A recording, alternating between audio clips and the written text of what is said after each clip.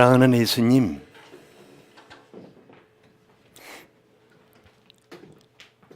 이 아름답고 복된 예배를 주신 것을 감사합니다. 주님이 우리 한 사람 한 사람을 끌어안으시고 십자가에서 주님과 우리가 하나 되게 하신 것을 감사합니다. 지금 우리 모두가 주님 안에서 아버지 하나님을 바라보며 경배를 드립니다. 사랑하는 아버지 하나님, 이 찬양을 받으시고 우리가 주 앞에 드리는 이 경배를 받으시며 이곳을 성령 하나님으로 충만케 하여 주시옵소서. 성령 하나님으로 이곳을 감싸 주시옵소서. 한 분 한 분 한 주 동안 또 설 연휴 속에서 겪었던 모든 어려움들이 있다면 다 거두어 주시고 마음의 상처와 아픔이 있다면 치료하여 싸매 주시기를 원합니다. 사랑하는 주님, 당신이 그토록 사랑하시는 사람들 한 분 한 분을 오늘 말씀의 감동으로 임하시고 그 말씀이 우리들의 믿음과 삶이 되게 하여 주시기를 원합니다. 또한 지금 올려드리는 이 성가도 주님 받으시고 그대로 임하시옵소서. 예수 그리스도 이름으로 기도하였습니다. 아멘.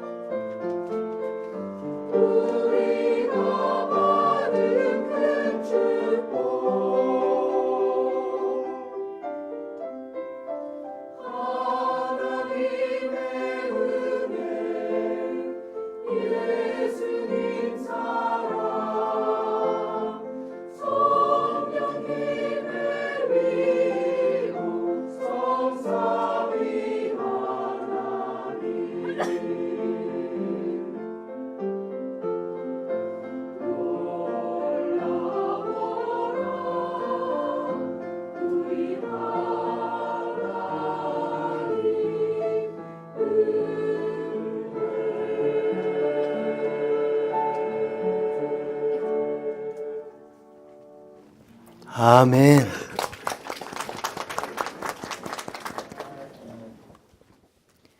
오늘의 말씀입니다. 누가복음 17장 11절에서 19절입니다.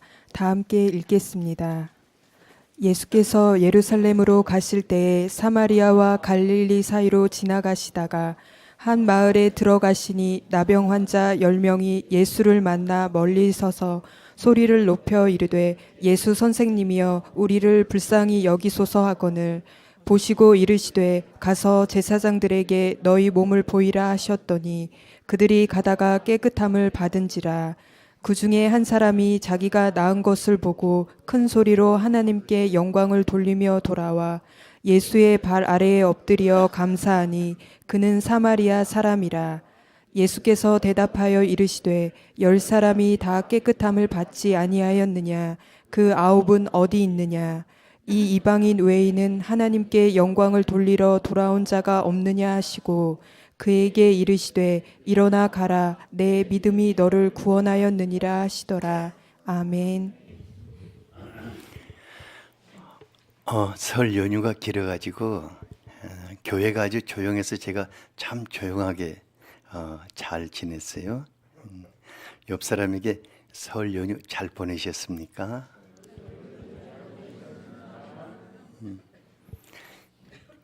오늘 보니까 우리 요셉이도 보이고 은성이도 보이고, 요셉이는 페이스북에 보니까는 그 이라크에 모래먼지 많이 마시고 일하는 것 같던데 괜찮하나? 은성이는 얼굴이 더 좋아진 것 같네. 일본 음식이 좀 잘 맞았구나. 그리고 전 국방부 장관이셨던 권영애 장로님도 오늘 예배에 같이 참석하시고 너무나 감사합니다. 귀한 분들 위해 박수로.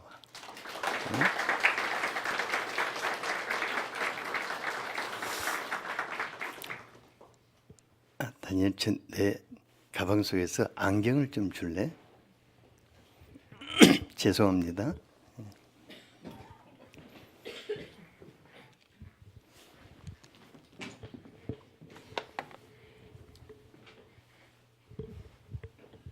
제가 이제 목회를 하면서 제 마음속에 한 가지 간절한 갈망이 있어요.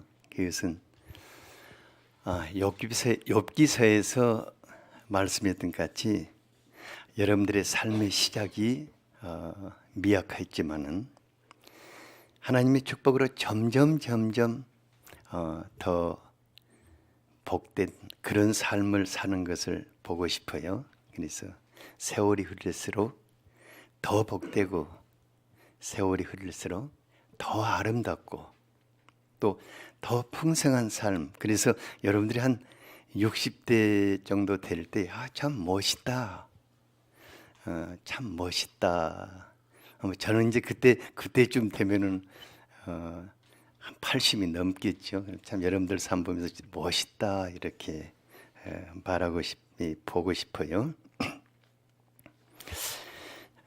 살다 보니까 때때로 힘들 때, 어려움을 겪을 때 있지만은 우리 하나님은 믿음의 조상 아브라함과 같이 여러분들의 삶을 한 해 한 해 더 복되게 하셔서 마침내 복덩어리들이 되게 하실 것을 믿습니다. 옆 사람에게 당신은 하나님의 복덩어리입니다. 그래서 오늘 우리가 어떻게 그렇게 진짜 복덩어리들로 살 수 있을까 같이 한번 나눠보고자 합니다. 예수님이 예루살렘으로 올라가는 길목에서 한 마을에 들어가셨는데 그것이 마침 사마리아와 갈릴리의 그 경계 지역이었던 것 같아요.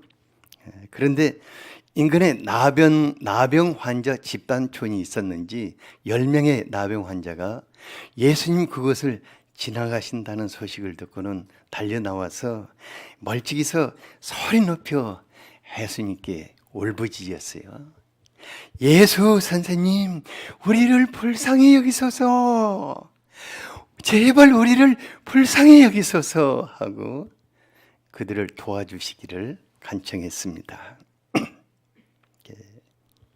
지금은 나병 환자들을 좀 보기가 어려운데 나병은 한 사람의 인생을 처참하게 파괴시키고 또 가족들을 수치와 고통 속으로 몰아넣고 사회적으로는 정말 혐오스러운 그런 법정 전염병입니다. 그래서 나병 환자들을 천벌받은 자들로 여겨서 사회에서 격리시켜 살기 위해서 이제 외딴 소록도와 같이 저런 외딴 섬이나 아니면 사람이 접근할 수 없는 계곡이라든가 그런 동굴의 집단촌을 만들어 거주하게 했어요. 그런데 다른 질병은 중한 질병도 치료를 하고 퇴원을 해서 돌아오면 정상적으로 회복할 수 있는데 나병은 그렇게 할 수 없는 게 피부와 연골 조직이 파괴되고 또 얼굴이 흉측하게 일그러지고 어떤 사람은 손가락이나 발가락 마디마디가 떨어져 나가서 정상적인 활동을 할 수가 없습니다. 그래서 그들은 나어도 음성나병 환자로 집단촌에 살면서 아주 비극적인 죽음을 맞이하게 됩니다. 그런데 이 같은 나병 환자가 10명씩이나 예수님께 나와서 자신들을 불쌍히 여겨달라고 아주 간절하게 간구했어요. 예수님 그들의 울부짖는 소리를 귀 기울이셨습니다. 가는 길을 멈춰 쓰시고 그들을 불쌍히 여겨서 깨끗게 하여 주셨습니다. 그리고 그들이 가정과 사회로 돌아갈 수 있도록 바로 제사장에게로 가서 너희들이 깨끗해진 몸을 확인시키라고 하였습니다. 예수님은 몹쓸 병이 들어서 처참하게 파괴된 삶을 살고 있는 그 나병 환자들을 하나님의 사랑의 품으로 끌어안아 주셨습니다. 사람들은 하나님이 저들을 버렸다, 하나님이 저들을 저주하셨다 했지만은 예수님은 그것이 아니라는 것을 보여주신 것입니다. 마가복음 1장 41절에 보면은 예수님이 자기 앞에 나온 나병 환자의 일그러지고 피그름이 흘리고 있는 환부를 어루만져 주시며 그를 끌어안아 주셨어요. 그러면서 내가 원하노니 깨끗함을 받으라. 우리 예수님 사랑을 어떻게 표현해야 할지 알 수 없어요. 어제 이 말씀을 준비하면서 제가 언어가 너무 짧구나. 주님의 사랑을 어떻게 전할 수 있을까? 스스로 생각해도 저주받아 죽지 못하고 살고 있는 인생인데 스스로 생각해도 하나님이 나를 버리셨고 세상도 버리고 내 가족들마저도 버림받은 사람인데 예수님이 그들을 끌어안아 주신 것입니다. 마태복음 12장 20절을 같이 한번 읽어볼까요? 시작. 상한 갈대를 꺾지 아니하며 꺼져가는 심지를 끄지 아니하기를 심판하여 이길 때까지 하리니. 몸과 마음이 병들고 상하면은 살아갈 소망이 없어지지 않아요? 기름이 떨어져서 불꽃이 가물거리는 심지 같은 인생, 바둥거릴 힘조차도 없는 그런 인생. 하루하루 버텨나간다는 것이 얼마나 힘들면은 지금까지 살아준 것만 고맙다고 이렇게 말하는 우리 시대인 것 같아요. 제 자신만 생각해도 어떤 분들은 저에게 그래, 목사님만 같으면 제가 살만할 것 같다고 그래요. 그런데 제 속으로 그래요. 내가 표현을 안 해서 그렇지 속지 마세요. 그냥 내 자신이 생각해도요, 제가 어쩔 때는 막 싫고 짜증날 때가 한두 번이 아니거든요. 그래서 정말 주님이 상한 갈대와 같고 꺼져가는 심지와 같은 저를 이렇게 붙잡고 끌어안고 이날까지 와 주셨기 때문에 주님의 그 사랑으로 제가 살고 있어요. 우리 예수님 상한 갈대와 같고 꺼져가는 심지와 같은 사람들 모두를 끌어안아 주시는, 그래서 우리 이종원 집사 같은 분도 지금 살아있잖아요. 그때 다 죽었다고 그랬잖아요.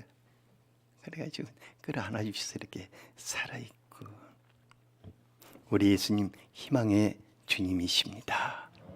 그래서 마태복음 8장 17절에 보니까 그분은 우리의 연약한 것을 친히 담당하시고 병을 짊어지셨다고 하였습니다. 우리 시대는 병들고 연약한 자들 다 잘라내고 밀어내는 그런 시대지만은 우리 예수님 우리를 친히 담당하시고 우리 연약함을 담당하시고 병을 짊어지시고 치료하여 회복시켜 주시는 사랑의 주님이십니다. 그분이 바로 여러분들이 주님이십니다.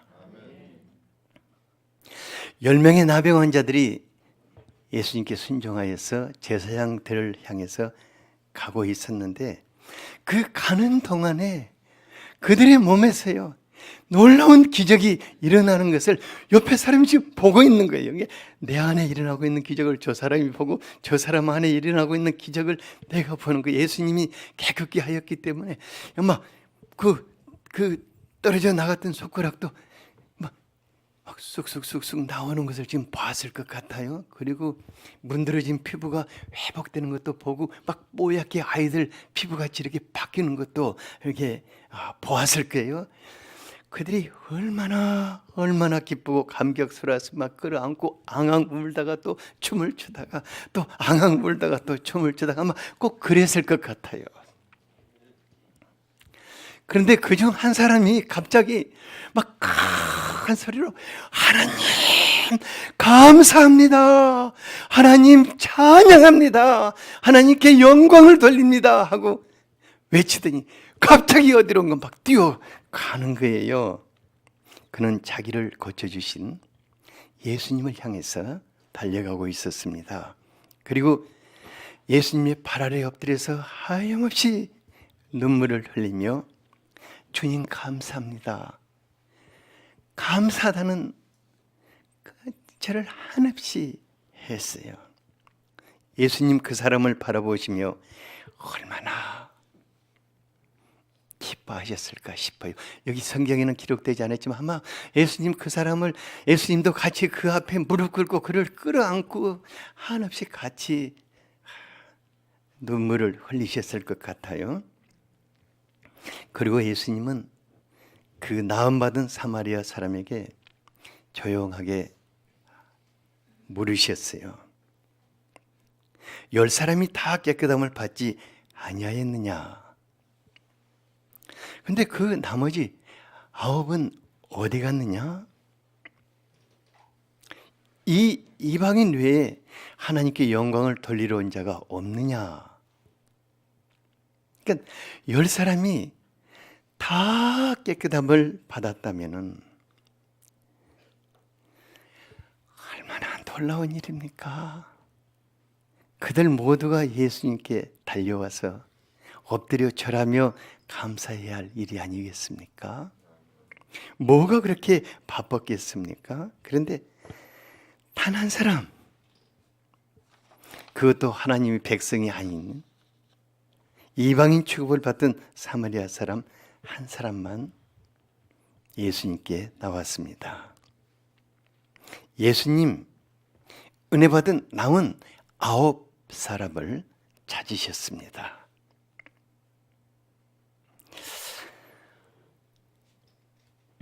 그 큰 은혜를 받았는데 한 사람만 예수님께 나왔다는 사실이 우리를 슬프게 하고 떠나간 사람들이 과연 어떤 사람들일까? 참 병든 인간들은 어쩔 수 없나 그런 생각도 듭니다. 단 한 사람 그 제외한 나머지 그 9이 어디로 갔을까? 예수님이 너무너무 안타까우신 거예요. 왜냐하면 예수님은 그들에게 해줄 일이 더 많이 남으셨기 때문입니다. 그들이 그 병들고 문드러지고 망가진 그 몸을 치유해 주시는 것은 예수님이 그들에게 주실 은혜의 시작에 불과한 것입니다.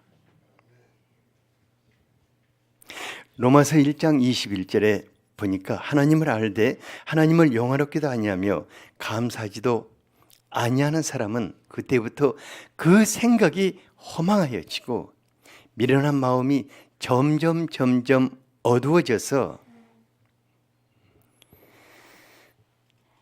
더 깊은, 과거보다 더 깊은 수렁 속으로 들어가게 되는 것입니다.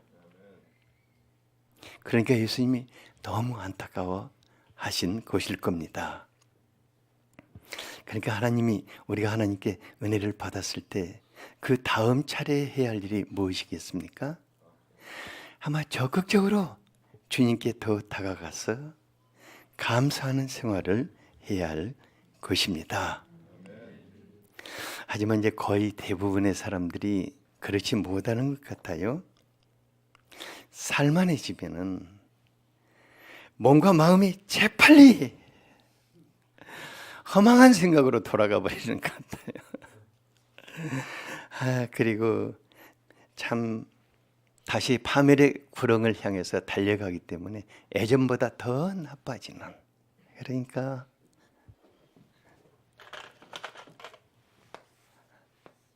예수님의 그 은혜 받았으면은 정말 감사하고 적극적인 삶 속으로 들어가지 않으면 과거보다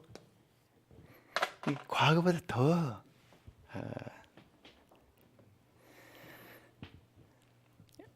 심각한 상태로 빠져들게 되는 것을 보게 됩니다. 그래서 예수님이 이제 요한복음에 보면 38년 된 병자를 고쳐주신 후에 그를 만나서 더 심한 것이 생기지 않도록 다시는 죄를 범치 말라고 경계를 하셨습니다. 예수님 은혜 받고 적극적으로 하나님 중심으로 살지 않는다면 과거로 되돌아가서 상황은 점점 나빠질 것입니다. 이제 제가 여러분들 이렇게 돌봐드리고 삶을 회복하는데 이렇게 옆에서 이렇게 돌봐드렸었는데 보면은 많은 분들이 그냥 다시 가서 열심히 뭘 했는지 모르는데 한 반년이나 1년 후에 그냥 완전히 망가져갖고 다시 오는 분들을 보게 돼요. 그래서 우리 예수님 나머지 9은 어디 있느냐고 굉장히 애타하는 마음으로 찾으신 줄 압니다. 우리 예수님 그러면은 감사하는 그 사람을 어떻게 축복하셨습니까? 19절을 같이 한번 읽어보겠습니다. 시작. 그에게 이르시되 일어나 가라 내 믿음이 너를 구원하였느니라 하시더라. 이제 우리 생각해 보면은 10명이 깨끗하게 됐을 때 이제 끝났다 이렇게 생각이 있을 것 같아요. 그런데 예수님이 보실 때는 그들에게 진짜 중요한 것이 남아 있습니다. 킹 제임스 버전에 보면은 내 믿음이 너를 온전하게 하였다 이렇게 말씀하십니다. 그러니까 병든 사람들에게는 질병 치료가 무엇보다도 절실할 겁니다. 하지만 오랜 세월 동안 병들고 고통하며 살았던 사람이 중병이 치료되어서 새로운 삶을 시작하고자 한다면 그것은 시작에 불과합니다. 여러분, 새로운 삶, 멀쩡한 사람도 새로운 삶 시작하는 거 쉽지 않잖아요. 몸이 부서지도록 혼신을 다 전해서 헤쳐나갈 수 없잖아요. 세상이 그렇게 만만치 않지 않습니까? 그래서 병원에서 퇴원했다가 다시 병원으로 가고 감옥에서 나왔다가 다시 감옥 가서 거기서 살고 싶어하는 사람들 참 많고, 새로운 삶 산다는 것이 너무 쉽지 않기 때문에 무엇보다도 몸이 치료되었다면 다음은 몸보다 더 깊이 병든 마음이 치료되어야 합니다. 그래야 온전하게 회복되어서 건강한 삶을 살 수 있게 될 것입니다. 병든 마음이 치유받지 못하면 건강해진 몸으로 참 사람들 괴롭히는 삶 살게 되는 것을 봐요. 그래서 예수님 나원받은 사마리아 사람에게 내 믿음이 너를 구원하였다고 축복하신 것입니다. 이것은 예수님이 구원받은 하나님의 자녀로서 이제는 복된 삶을 살라는 축복일 것입니다. 예수님 일을 통해서 은혜에 감사하는 것이 큰 축복을 받게 되는 비결인 것을 우리에게 가르쳐 주십니다. 시편 50편 23절에 보니까 감사로 제사를 드리는 자가 나를 영화롭게 하느나니, 이 말은 우리가 하나님께 감사할 때 하나님을 영화롭게 한다는 말도 되지만은 우리가 하나님께 감사할 때 하나님이 그의 놀라운 능력으로 우리의 삶을 영화롭게 하심으로 그 영광을 선포한다는 말이 될 것입니다. 감사하는 생활이 얼마나 놀라운 축복을 가져다 주는 것입니까? 감사가 하나님을 영화롭게 한다고 하였습니다. 우리가 살면서 기쁘고 즐거운 일 만날 수 있고 힘들고 고통스러운 일 만날 수 있지만은 모든 일 속에서 하나님을 감사할 때 하나님이 우리를 영광스럽게 하실 것입니다. 그래서 사도 바울이 데살로니가전서 5장 18절 여러분들 같이 한번 읽어보죠. 시작. 범사에 감사하라. 이것이 그리스도 예수 안에서 너희를 향하신 하나님의 뜻이니라. 뭘 감사라고 그랬어요? 보험사에 우리가 부딪히는 모든 일 속에 감사하라. 그러나 이거 쉽지는 않을 것입니다. 제가요 이제 젊었을 때 참 시련을 많이 겪었었는데 그때 이 말씀을 진짜 받아들이기가 무척 힘들었어요. 나한테 이중인간 되라 그 말인가.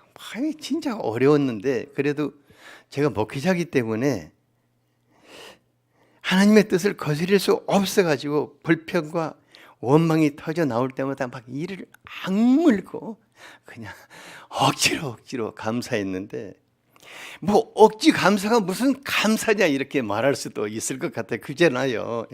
억지로 감사한 게 무슨 감사겠어요? 근데 그렇게 감사하다 보니까요, 범사에 감사하는 것이 왜 그리스도 안에서 우리를 향하는 하나님의 뜻인가를 깨닫기 시작한 거예요. 그러니까 시련은 축복의 날을 여는 전야제와 같은 것입니다. 막 전야제 하면은 화려한 불꽃놀이하고 막 그냥 멋진 공연하고 그러는데, 하나님이 여는 축복의 날에 전야제는 좀 거칠고 힘들어요. 그런데 누구도 그 시련의 밤을 통과하지 않고는 하나님의 축복의 세계로 들어갈 수는 없을 것입니다. 또 시련은 하나님의 축복을 담는 그릇으로 빚어가는 시간이라고 말할 수 있습니다. 제가 여러분들 기도할 때도 그러잖아요. 내가 축복받으려고 신앙생활 하느냐 하면서도 또 아무도 없을 때는 주여 내 삶을 풍성케 하소서 하고 막 기도하지 않아요? 내가 다 들었는데 그런데 하나님이 축복을 주셔도 이 그릇이 안 되면 어때요? 다 쏟아져 버리잖아요. 그래서 하나님께서 그릇을 만드는 줄 믿습니다. 그래서 사도 바울이 우리가 환난 중에서도 즐거워하나니, 환난은 무엇을? 인내는 연단은 우리의 소망을 이룬다고 하였습니다. 또 한 가지 제가 감사하면서 깨닫게 되는 것은 뭐냐면은, 감사할 때 그것이 축복으로 바뀌는 것을 보았습니다. 감사할 때 뭘로 바뀐다고요? 축복으로 바뀌는. 진짜 이 감사라는 게 놀랍다, 대단한 능력이다. 감사가 축복으로 바꿔놓는 하나님의 능력인 것을 보게 되었어요. 참, 진짜 쉽지 않아요.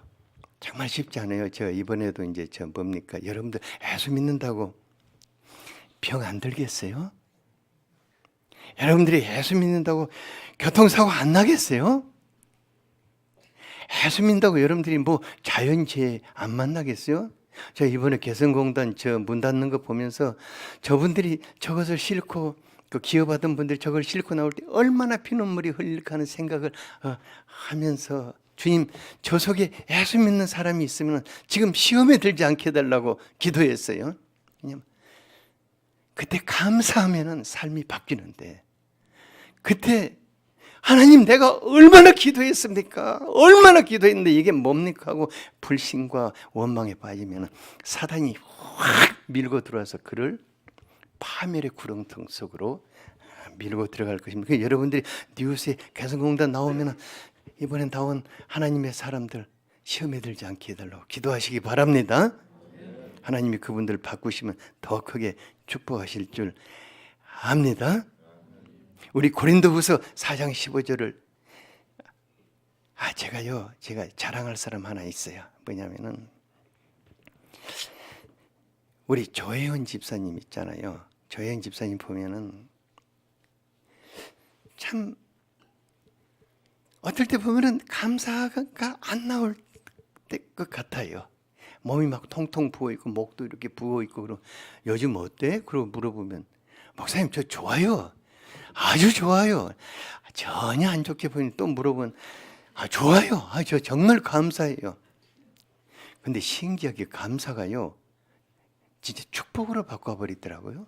어제 밤에도 보니까 몸이 심란하게 보여서 어떠냐고 그랬더니 저 좋아요. 감사해요. 오늘 아침에 보니까 또 살아서 찬양 잘하잖아요. 고린도후서 4장 15절 같이 한번 읽어보겠습니다. 시작. 이는 모든 것이 너희를 위함이니 많은 사람의 감사로 말미암아 은혜가 더하여 넘쳐서 하나님께 영광을 돌리게 하려 함이라.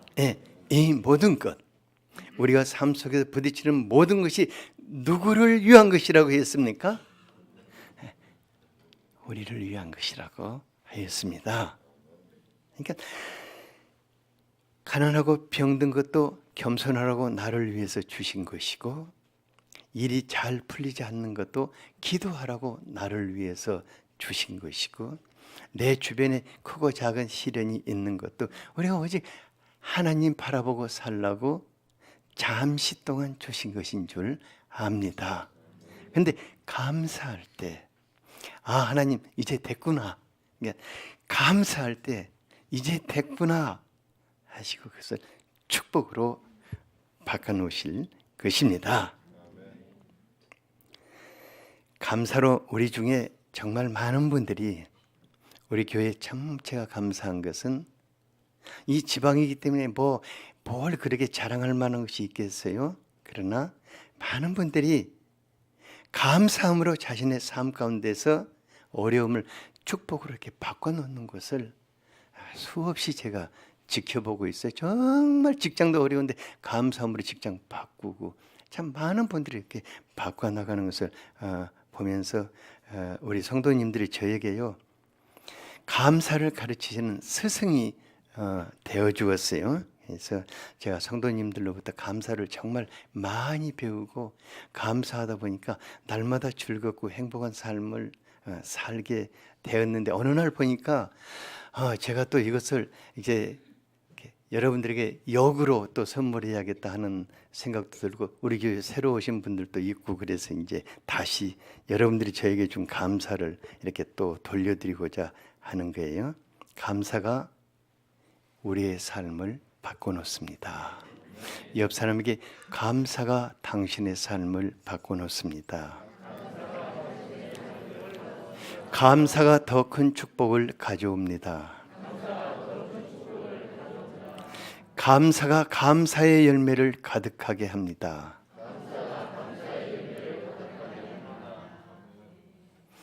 여러분들이 감사하며 살면은 자녀들이 그것을 보고 배워서 일평생 감사의 열매를 먹으면서 즐겁게 살 줄 믿습니다. 모든 일에서 감사하며 살 수 있기를 축복합니다. 오늘 말씀이 우리의 삶이 될 수 있도록 같이 한번 기도하겠습니다. 아버지 하나님, 우리에게 예수님을 허락하여 주신 것을 감사합니다. 사랑하는 예수님, 당신으로 우리가 살게 되었고 당신이 우리의 삶을 치유하여 회복시켜 주셨습니다. 그리고 감사로 축복의 삶을 살 수 있는 은혜를 주셨습니다. 성령 하나님, 우리에게 늘 감동 주셔서 모든 일 속에서 감사하게 하여 주시옵소서. 특히 이 나라가 감사할 일보다는 짜증스럽고 고통스럽고 너무 아픔을 주는 일들이 많지만은 우리가 그 속에서 감사함으로 삶을 바꿀 수 있게 하여 주시기를 원합니다. 주님, 감사의 열매를 우리가 누리며 우리의 자녀들도 누리고 우리의 주변의 사람들이 누리게 하여 주시옵소서. 예수 그리스도 이름으로 기도하였습니다. 아멘.